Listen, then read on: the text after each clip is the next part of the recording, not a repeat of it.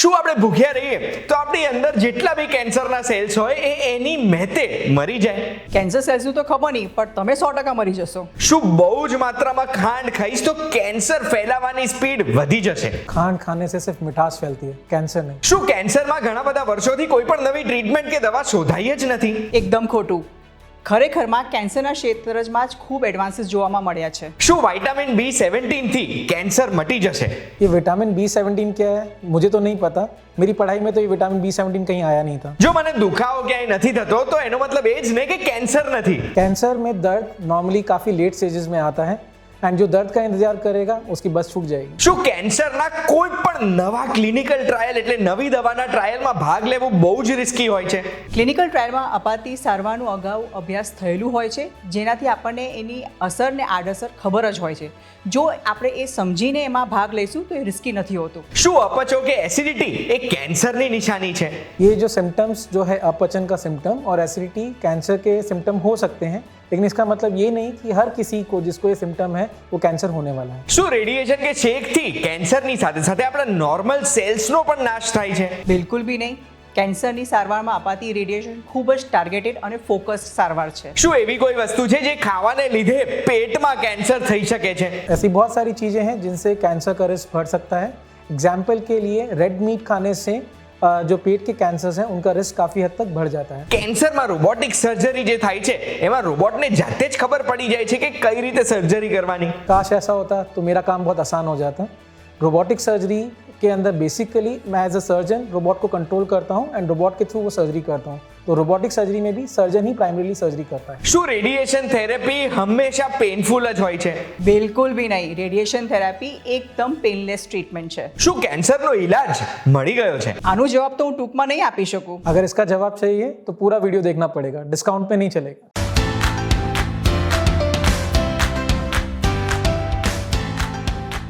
એક વાત કહું, આપનું સ્વાગત છે. મારું નામ છે ગુંજ ઠક્કર અને દર વર્ષે 4 ફેબ્રુઆરી એક વર્લ્ડ કેન્સર ડે હોય છે. એ કેન્સર માટેનો એક દિવસ છે જે દિવસને યુઝ કરીને બધા કેન્સરની અવેરનેસ ફેલાઈ શકે છે. આના માટે થઈને જ આજે કેન્સરના ઘણા બધા પ્રશ્નો મને થયા છે અને એ પ્રશ્ન પૂછવા માટે હું સ્ટર્લિંગ હોસ્પિટલ આવ્યો છું. જે સ્ટર્લિંગ હોસ્પિટલના 6 હોસ્પિટલ ગુજરાતના 4 શહેરોમાં છે. હવે આ પ્રશ્ન પૂછવા માટે બે બહુ જ સ્પેશિયલ વ્યક્તિઓ પાસે હું આવ્યો છું. સૌથી પહેલા મારી જમણી બાજુ છે ડોક્ટર પૂજા નંદવાણી પટેલ, જે સ્ટર્લિંગ હોસ્પિટલના ડિપાર્ટમેન્ટ ઓફ રેડિયેશન ઓન્કોલોજીના હેડ છે. 19 થી વધુ વર્ષનો એમનો એક્સપિરિયન્સ છે. વર્ષ 2012માં ઇન્ડિયન કેન્સર સોસાયટીએ મેમને મોસ્ટ પ્રોમિસિંગ યંગ ઓન્કોલોજિસ્ટનો એવોર્ડ પણ આપેલો છે. 15 વર્ષ માટે મેમ એસોસિએટ પ્રોફેસર રહી ચૂકેલા છે ગુજરાત કેન્સર રિસર્ચ ઇન્સ્ટિટ્યૂટમાં અને એમના 19 વર્ષથી વધુ લાંબા કરિયરમાં એમણે બીજા ઘણા બધા અચીવમેન્ટ્સ મેળવેલા છે. મારી ડાબી બાજુમાં છે ડોક્ટર નીતિન સિંઘલ, જે સર્જિકલ ઓન્કોલોજીના ડિરેક્ટર છે સ્ટર્લિંગ હોસ્પિટલમાં. સર એક કેન્સર સર્જન છે અને 3000 થી વધુ મેજર એટલે મોટી કેન્સરની સર્જરી કરેલી છે. એટલું જ નહીં, ઇન્ડિયા બુક ઓફ રેકોર્ડ્સમાં એમનું 2 વખત નામ આવ્યું છે. એક 48 કિલો ટ્યુમર કાઢવા માટે અને બીજું કિડનીમાંથી 3.1 kgનું ટ્યુમર કાઢવા માટે. સરને પણ એમના 12 વર્ષથી વધુ લાંબા કરિયરમાં ઘણા બધા એવોર્ડ્સ મળ્યા છે, જેમાંથી 2023માં મોસ્ટ ટ્રસ્ટેડ ઓન્કોલોજિસ્ટનો એવોર્ડ મળ્યો છે. એપીજે અબ્દુલ કલામ એવોર્ડ પણ એમને મળ્યો છે. અને સૌથી પહેલો સવાલ હું સરને પણ પૂછવા માંગુ છું કે શું આપણે કેન્સરને પ્રિવેન્ટ કરી શકીએ? कैंसर को प्रिवेंट किया जा सकता है, लेकिन कैंसर को प्रिवेंट करने के लिए ज़रूरी है कैंसर के बारे में अवेयर होना, कैंसर के बारे में प्रॉपर जानकारी होना. तो उसके लिए जो सिम्टम्स जो होते हैं और ये जो कार्यक्रम जो हम लोग करते रहते हैं रूटीनली एंड जो मंथ सेलिब्रेट होते हैं, उनका एक्चुअली उद्देश्य भी यही होता है कि लोगों को अधिक से अधिक जागरूक किया जाए कैंसर रिस्क फैक्टर्स के बारे में. जैसे कि उदाहरण के लिए जनरलाइज अगर मैं कैंसर के लिए बात करूं तो कोई भी छाला या कोई भी लम्प या कोई भी एक मेजर सिम्टम, लेट्स से पेट के अगर कैंसर की बात करें, सो कोई अपचन वगैरह जो 2 या 3 हफ्ते से ज़्यादा अगर हो गया है एंड नॉर्मल ट्रीटमेंट लेने से वो रेक्टिफाई नहीं हो रहा है, ठीक नहीं हो रहा है, तो वो एक कैंसर का सिम्टम हो सकता है जिसे हमें नज़रअंदाज नहीं करना चाहिए. तो इस तरह से अगर हम उसको नज़रअंदाज नहीं करेंगे सिम्टम्स को तो कैंसर को अर्ली स्टेज में पकड़ सकते हैं. इसके अलावा कैंसर्स को प्रिवेंट करने के लिए एक हेल्दी लाइफस्टाइल का होना बहुत ज़रूरी है. जिसमें कि जो आजकल हम वेस्टर्नाइजेशन की तरफ जा रहे हैं, जो फास्ट फूड को हम लोग ज़्यादा खा रहे हैं उसको अवॉइड करें, एंड नॉर्मल जो हम लोग का देसी खाना जो रहता था, दाल रोटी वगैरह एंड हरी सब्जियों का जो सेवन है वो ज़्यादा करें, सेडेंटरी लाइफस्टाइल को हम अवॉइड करें, स्मोकिंग हम ना करें, एंड साथ में there are certain vaccines which are available for cancer. Example के लिए ह्यूमन पैपिलोमा वायरस की जो वैक्सीन है जो अवेलेबल है, जो सर्वाइकल यानी कि गर्भाशय के मुख के कैंसर्स को प्रिवेंट करने में काफ़ी हद तक कारगर है। तो इस तरह की चीज़ें करने से कैंसर को बचाया जा सकता है। સર આ કેન્સરમાં MDT એટલે શું? MDT का मतलब बेसिकली होता है मल्टी डिसिप्लिनरी ट्यूमर बोर्ड। सो जब आप कैंसर के ट्रीटमेंट में जाते हैं तो कैंसर, जैसे कि आप सब लोग समझते हैं, हर किसी का कैंसर एक अलग अलग विभिन्न प्रकार के कैंसर होता है, एंड कैंसर जब आता है वो हर किसी को अलग अलग स्टेज में आ सकता है। सो ऑब्वियसली हर कैंसर का हर एक स्टेज का जो ट्रीटमेंट है वो अलग अलग रहता है। तो ऐसे में अगर आप रैंडमली ट्रीटमेंट स्टार्ट करेंगे तो उस ट्रीटमेंट का आपको नुकसान हो सकता है। MDT बेसिकली सारे जो ऑन्कोलॉजिस्ट स्पेशलिस्ट होते हैं वो साथ में मिलके वो ट्यूमर को देखते हैं, एंड अगर एग्जाम्पल उसमें 2 या 3 मोडालिटी ट्रीटमेंट आ रही है तो साथ में डिस्कस करते हैं। कभी कभी कुछ ट्यूमर्स में जैसे पहले रेडिएशन या कीमोथेरेपी देने की जरूरत होती है सर्जरी से पहले, तो डिस्कस करके पहले वो दिया जाता है। इसी तरह कुछ लोग पहले कीमो मिलने के बाद में सर्जरी की जरूरत होती है तो उनको बाद में सर्जरी के लिए रेफर किया जाता है। इसके अलावा इस MDT के अंदर और भी स्पेशलिस्ट होते हैं जैसे कि रेडियोलॉजिस्ट, पैथोलॉजिस्ट, न्यूट्रिशनिस्ट। तो सारे लोग मिलके जो पेशेंट के हित में जो बेस्ट डिसीजन होता है वो डिसीजन लेते हैं जिससे कि आउटकम्स को हम बेटर दे सकें। एंड जितने भी अच्छे कैंसर हॉस्पिटल्स हैं, जैसे कि उनमें से एक है स्टर्लिंग कैंसर हॉस्पिटल, ये MDT की सुविधा वहाँ पर उपलब्ध है जिसके थ्रू पेशेंट को जो है पर्सनलाइज ट्रीटमेंट अप्रोच हम दे सकते हैं जिससे बेटर ट्रीटमेंट आउटकम्स आए। મેમ અત્યારે કેન્સરમાં કઈ કઈ અલગ અલગ ટ્રીટમેન્ટ્સ અવેલેબલ છે? કેન્સરની સારવારમાં મુખ્ય રીતે આપણે 3 સારવાર જોતા હોઈએ છીએ। એક છે સર્જરી એટલે શસ્ત્રક્રિયા, જેમાં આપણે જે ટ્યુમરવાળું ભાગ છે એને આપણે કાઢી દેતા હોઈએ છીએ। છેલ્લા ઘણા વર્ષોમાં સર્જરીમાં ઘણી બધી રિફાઇનમેન્ટ આવી છે। પહેલાં આપણે ઓપન સર્જરીઝ કરતા હતા, હવે લેપ્રોસ્કોપિક કરીએ છીએ, રોબોટિક કરીએ છીએ। બીજું જે છે એ કીમોથેરાપી એટલે ભારી ડોઝ કે ઇન્જેક્શન, એમાં બી ઘણા બધા એડવાન્સીસ જોવામાં આવ્યા છે। પહેલાંની જમાનામાં આપણે સિમ્પલ સાધારણ કીમોથેરાપી આપતા હતા, પણ આજની જમાનામાં બહુ જ સ્પેસિફિક ટાર્ગેટેડ થેરાપી કે ઇમ્યુનોથેરાપી આપવામાં આવે છે। અને ત્રીજું છે રેડિયેશન થેરાપી, જે મારો સબ્જેક્ટ છે। રેડિયેશન થેરાપીમાં આપણે કિરણો આપીને, એક્સરેઝ જે આપણે કહીએ છીએ એ આપીને આપણે જે કેન્સરગ્રસ્ત એરિયા છે એનું આપણે ટ્રીટમેન્ટ કરતા હોઈએ છીએ। મેમ આ રેડિયેશન થેરેપી શું હોય અને એ કામ કઈ રીતે કરે? તો રેડિયેશન થેરાપીની જે સારવાર છે એમાં આપણે એક્સરેઝ વાપરીએ છીએ। એ જ એક્સરેઝ છે જે આપણે નોર્મલી CT સ્કેનમાં કે એક્સરેમાં વાપરતા હોઈએ છીએ, પણ જે તફાવત છે કે એ જે ડિપાર્ટમેન્ટમાં જે આપણે એક્સરેઝ વાપરીએ છીએ એનું પાવર ઓછું હોય છે, એટલે ખાલી નિદાન માટે વપરાય છે। અને મારા ક્ષેત્રમાં જે એક્સરેઝ વાપરવામાં આવે છે એનું વોલ્ટેજ વધારે છે, એટલે આપણે જે કેન્સરગ્રસ્ત કોશિકાઓ છે, જે સેલ્સ છે એને આપણે એનું જે જાન છે DNA ને આપણે મારી દઈએ છીએ, એટલે એને નાબૂદ કરી દઈએ છીએ। હવે કેવી રીતે અપાય છે? તો પ્રમુખ રીતે બે મેથડ્સ છે જે સૌથી વધારે આપણે રૂટીનલી વાપરતા હોઈએ છીએ, ને એક્સટર્નલ બીમ રેડિયેશન થેરાપી કહેવાય, જેમાં એક મશીન હોય છે જે મોટાભાગે એક CT સ્કેન જેવી જ મશીન દેખાતી હોય, ઉલટા એના કરતાં ખૂબ જ વધારે મોટી ને સુંદર ને એડવાન્સ્ડ હોય છે। અને એ મશીનમાંથી કિરણો આવે છે, શરીરના એક ભાગમાંથી એન્ટર થાય છે અને જે આપણે કેન્સરગ્રસ્ત એરિયાને આપણે ટાર્ગેટ કર્યું છે ત્યાં રેડિયેશન આપશે ને બીજા ભાગમાંથી નીકળી જશે। મોટાભાગના 95% ઓફ ધ કેસીસમાં આપણે એક્સટર્નલ બીમ રેડિયેશન થેરાપીનો જ ઉપયોગ કરીએ છીએ। બીજું થેરાપી જે છે એને ઇન્ટરનલ થેરાપી કે બ્રેકીથેરાપી કહેવાય છે, જ્યાં પહેલાંના જમાનામાં રેડિયોએક્ટિવ સોર્સિસ હતા જે ડાયરેક્ટ આપણે બોડીના કેવિટીમાં મૂકીને આપણે ટ્રીટમેન્ટ આપતા હતા। હવે આજકાલ આપણે ટ્યુબ્સ છે કે અમુક ઇન્સ્ટ્રુમેન્ટ મૂકીએ છીએ શરીરના કેવિટીઝમાં, અને અમુક જગ્યાએ બહુ ઓછું ઇન્ડિકેશન છે, જેવી રીતે ગર્ભાશયના મુખના કેન્સર કે ગર્ભાશયના કેન્સર।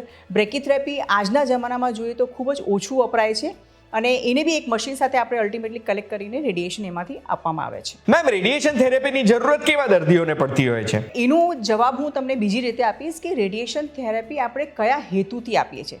જ્યારે પ્રમુખ રીતે રેડિયેશનથી આપણે બીમારીને મટાડીએ છીએ ત્યારે જે રેડિયેશન અપાય છે એને ડેફિનેટિવ રેડિયેશન કે ક્યોરેટિવ રેડિયેશન કહીએ છીએ, જેની સારવાર લગભગ લાંબી ચાલતી હોય છે। નોર્મલી રેડિયેશન એક દિવસમાં એક જ લેવાય અને અઠવાડિયામાં 5 લેવાય છે। તો જ્યારે આપણે ક્યોરેટિવ ઇન્ટેન્શનથી, મતલબ કે એ જે બીમારી છે એને ફક્ત રેડિયેશનથી મટાડીશું તો એ સારવાર લગભગ 6 કે 7 અઠવાડિયા સુધી ચાલતી હોય છે। ઘણી વખત એ એકલી અપાય છે કે સાથે કીમોથેરાપી બી અપાય છે। બીજું એક રેડિયેશનનો પ્રકાર છે જ્યાં મુખ્ય સારવાર તો તમારી સર્જરી જ છે, પણ આપણે રેડિયેશન એના પહેલાં આપીએ છીએ તાકી એ બીમારીને આપણે ઓછી કરી શકીએ, તો સર્જરી આસાન થઈ જશે કરવામાં અને આડઅસર બી ઓછી જવામાં આવશે। આ જે થેરાપી છે એ યુઝ્યુઅલી 4 થી 5 અઠવાડિયા માટે ચાલતી હોય છે।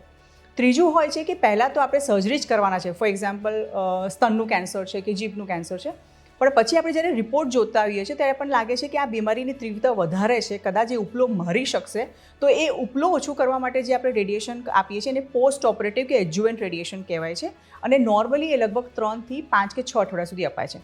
અને ચોથું, આજની તારીખમાં બી ઘણી વખત આપણે જોઈએ છીએ કે જે રોગ છે ખૂબ જ એડવાન્સ સ્ટેજમાં આપણે જોઈએ છીએ અને આપણે એને સંપૂર્ણ રીતે નહીં મટાડી શકીએ કોઈ બી સારવારથી, તો ખાલી જે દર્દીની તકલીફ છે એને જે રાહત માટેના શેક આપીએ છીએ એને આપણે પેલેટિવ રેડિયેશન કહીએ છીએ. અને કેમ કે એ રાહત માટેનું છે તો એ શોર્ટ થેરાપી હોય છે, યુઝલી 1 કે 2 વીકમાં એ ટ્રીટમેન્ટ પતી જતી હોય છે. શું રેડિયેશન થેરેપીની કોઈ સાઇડ ઇફેક્ટ્સ હોય ખરી? આ પ્રશ્નનો જવાબ હું હંમેશા પહેલાં એવી રીતે આપું છું કે જ્યારે બી કોઈ થેરાપી આપીએ એની અસર હશે તો આડઅસર થશે, સાઇડ ઇફેક્ટ્સ હોય છે. પણ એક વસ્તુ એ બી સમજવી બહુ જરૂરી છે કે રેડિયેશન એક લોકલ થેરાપી છે. ઘણી વખત મારી પાસે દર્દી આવે છે કીમોથેરાપી લઈને, તો એમને પ્રશ્ન એવો હોય છે કે મેડમ મારા વાળ જતા રહેશે? તો રેડિયેશનની જે ઇફેક્ટ છે અને સાઇડ ઇફેક્ટ એ લોકલ જ્યાં હું આપીશ ત્યાં જ દેખાશે. જો હું સ્તન કે છાતી પર આપીશ તો એનાથી માથાના વાળ નથી ખરવાના, because it's a local treatment. It's not like chemotherapy જ્યાં આપણે નસોથી આપીએ છીએ અને આખા શરીર પર કામ કરે છે.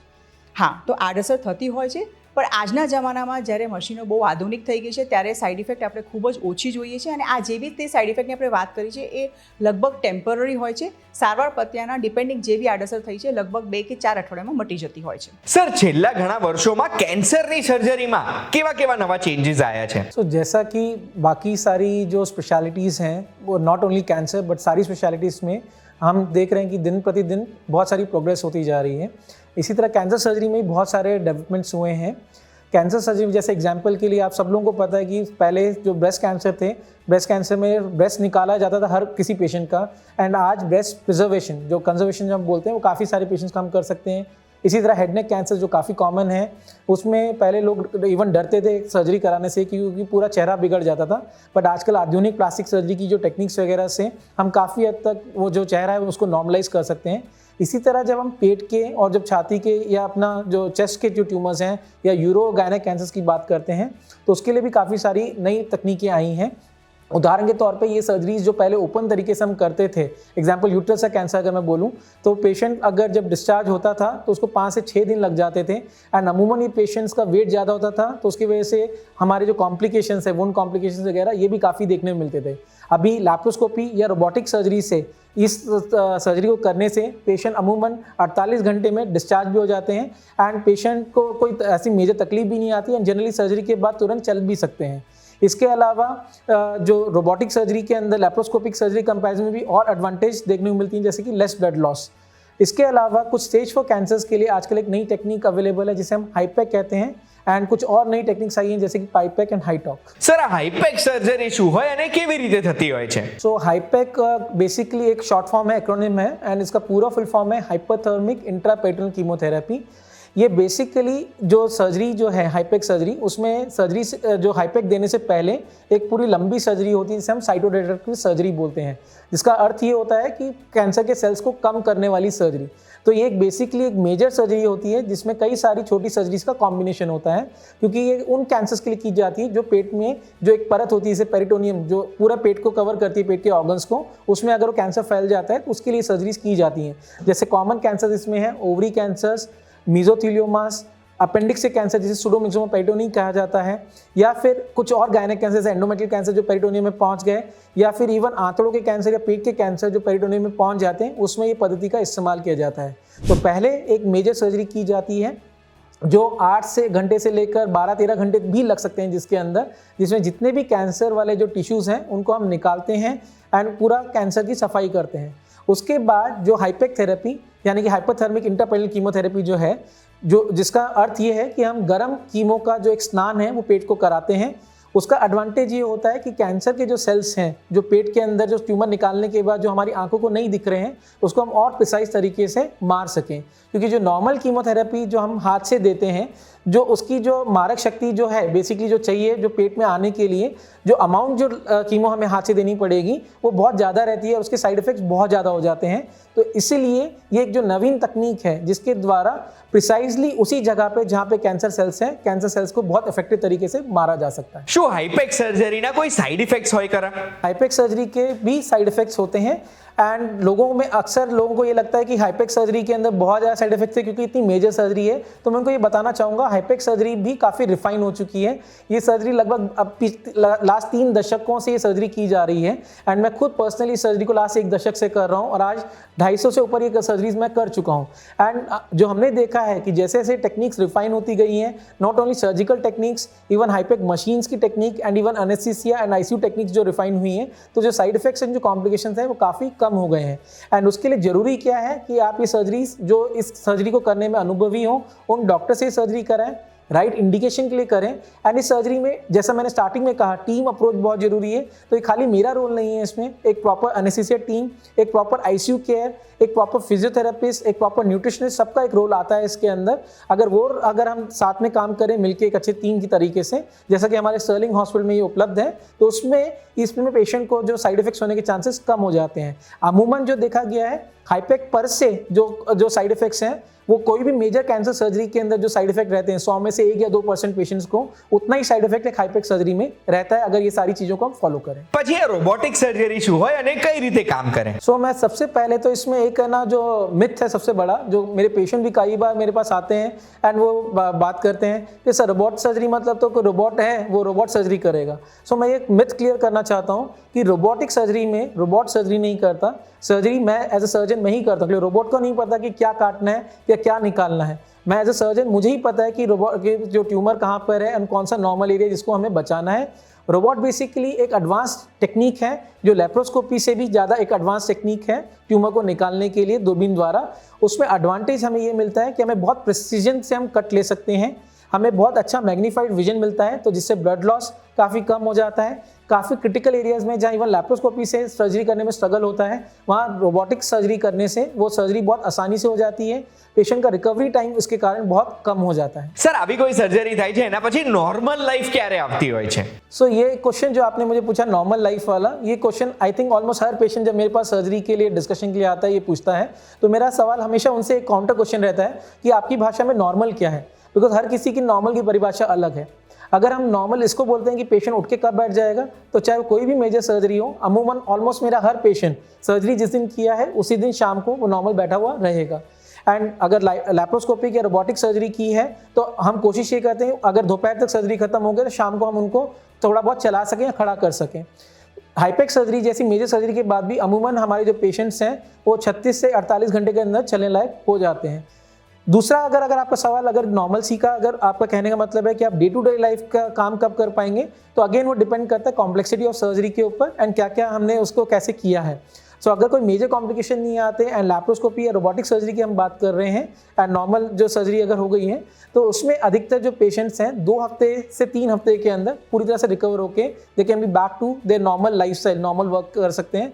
एंड हाईपेक सर्जरी में भी अधिकतर पेशेंट्स 4 से 5 हफ्ते के अंदर नॉर्मल लाइफ को प्राप्त कर सकते हैं। મેમ 19 વર્ષથી વધુનો એક્સપિરિયન્સ તમારો થઈ ચૂકેલો છે, તો આ કેન્સરની ટ્રીટમેન્ટમાં તમે કયા નવા એડવાન્સમેન્ટ્સ જોયા છે? કેન્સરની સારવારની જે આપણે વાત કરીએ એમાં ઘણા બધા એડવાન્સીસ આપણે જોયા છે, જે મેં તમને કીધું કે મુખ્ય 3 સારવાર જે છે, તો આપણે જે રીતે સર્જરીની વાત કરીએ અને ડૉક્ટર નીતિને ઘણું બધું સમજાવ્યું કે એમણે એ દશક જોયું છે જ્યારે આપણે ઓપન સર્જરીઝથી થઈને લેપ્રોસ્કોપિક ને આજે આપણે રોબોટિક સર્જરીઝની વાત કરીએ છીએ, તો સર્જરીઝ બી છેલ્લા ઘણા વર્ષોમાં ખૂબ જ રિફાઇન થઈ ગઈ છે, જેનાથી આપણે આઉટકમ સારા આપી શકીએ છીએ, પેશન્ટનું રિકવરી ટાઈમ બી ઘણું ઓછું થઈ જાય છે અને પેશન્ટ પોતાની નોર્મલ જીવનશૈલી જલ્દી જીવી શકે છે।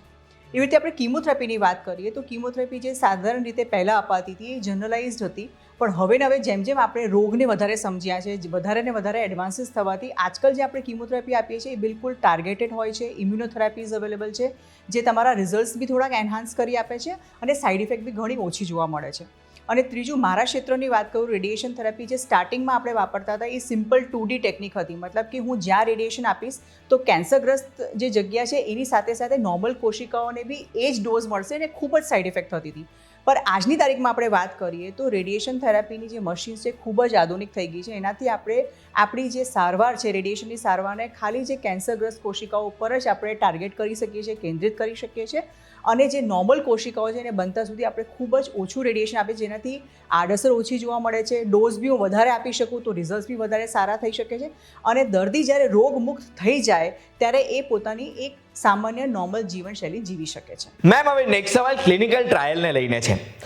ક્લિનિકલ ટ્રાયલ શું હોય કે એવી કોઈ દવા જેને આપણા દેશમાં હજુ સુધી મંજૂરી નથી મળી એ દવાના ટ્રાયલ એકચ્યુઅલ પેશન્ટ્સ પર થતી હોય છે અને એ પેશન્ટ્સનો રિસ્પોન્સ કેવો છે એ દવા ખાઈને દવા લીધા પછી એનાથી એ દવાને મંજૂરી મળતી હોય છે. હવે આ ક્લિનિકલ ટ્રાયલ્સ ક્યાં થતા હોય કેવી રીતે ખબર પડે ને શું એમાં ભાગ લેવો જોઈએ ખરો આપણે?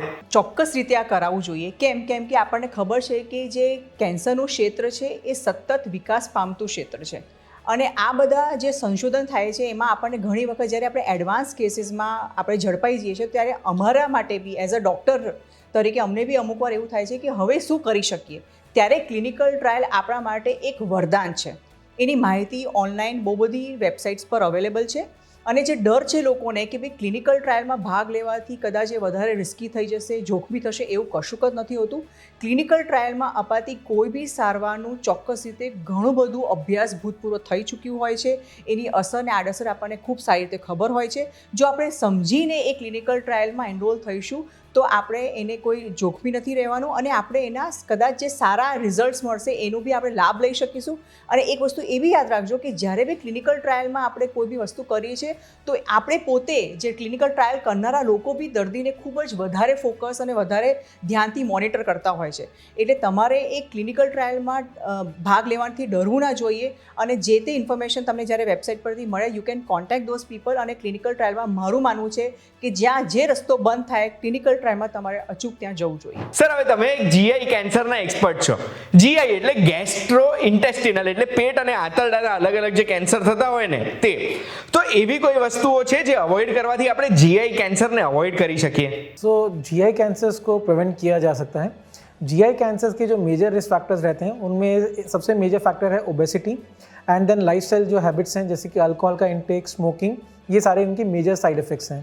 सो बेसिकली जीआई कैंसर्स को प्रिवेंट करने के जो स्टेप्स हैं वो है आप रेगुलर एक्सरसाइज करिए, आपका जो खाना पीना है उसमें आप बहुत सारे फ्रूट्स वेजिटेबल्स को आप खाइए, नॉन-वेज जो है उसमें रेड मीट को अवॉइड करिए एंड जो मीट एज सच भी जो आप खा रहे हैं उसका जो इंटेक है उसको आप लिमिटेड करिए. वाटर, जिसको हम लोग हर कोई ये कहते हैं मैंने तो पानी पिया, लेकिन पानी को एक्चुअल में अगर आप देखें तो बहुत ही कम मात्रा में हम लोग पीते हैं. तो पानी का इंटेक आपको बढ़ाना बहुत ज़रूरी है. वॉकिंग, जो नॉर्मल आपका जो आसपास का डिस्टेंस है उसके लिए भी हम लोग आजकल गाड़ियों का इस्तेमाल करते हैं तो अवॉइड करिए. एंड जितना हो सकता है हमें चलना चाहिए.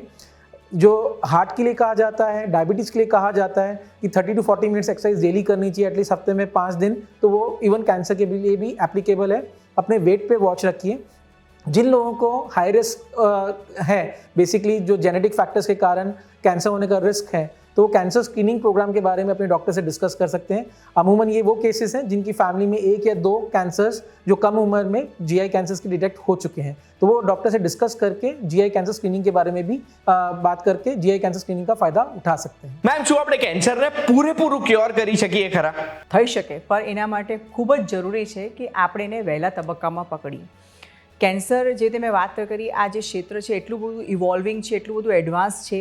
આપણે ઘણા બધા કેન્સર્સને મટાડી શકીએ છીએ પણ વહેલા તબક્કાના હશે તો. એટલે બહુ જ જરૂરી છે કે આપણે બધા બહુ સતર્ક રહીએ, જાગૃત રહીએ. આપણા શરીરમાંથી આવતા કોઈ બી લક્ષણો કે ચિહ્નોને આપણે ઇગ્નોર ના કરવું જોઈએ. વગર સંકોચ અને શરમ આપણે ડૉક્ટરને હોસ્પિટલની મુલાકાત લેવી જોઈએ. આપણે જે એમડીટીની વાત કરતા હતા, તમે જ્યારે હોસ્પિટલ જ્યારે ચૂઝ કરો બહુ જરૂરી છે. તમે એવું સેન્ટર પકડો જે એક ડેડિકેટેડ કેન્સર સેન્ટર હોય, જ્યાં તમને બધી સર્વિસીસ એક જ જગ્યા મળતી હોય, જેનાથી તમારા રિઝલ્ટ્સ બી ખૂબ સારા મળશે. એમડીટી જેવી જ્યાં પદ્ધતિઓ છે જેવી રીતે ડૉક્ટર નીતિન કહેતા હતા અમારા ત્યાં હોસ્પિટલમાં એ ઉપલબ્ધ છે, એનાથી આપણને ટેલરાઇઝ ટ્રીટમેન્ટ મળશે, રિઝલ્ટ સારા મળશે. ટ્રીટમેન્ટ જે ડૉક્ટર સમજાવે છે, doctor is your best friend and is the honest and true friend. આજકાલ ઘણા બધા લોકો ગૂગલ કરીને આવે છે પણ એમાં ઘણી બધી માહિતી ચોક્કસ રીતે સાચી નથી હોતી.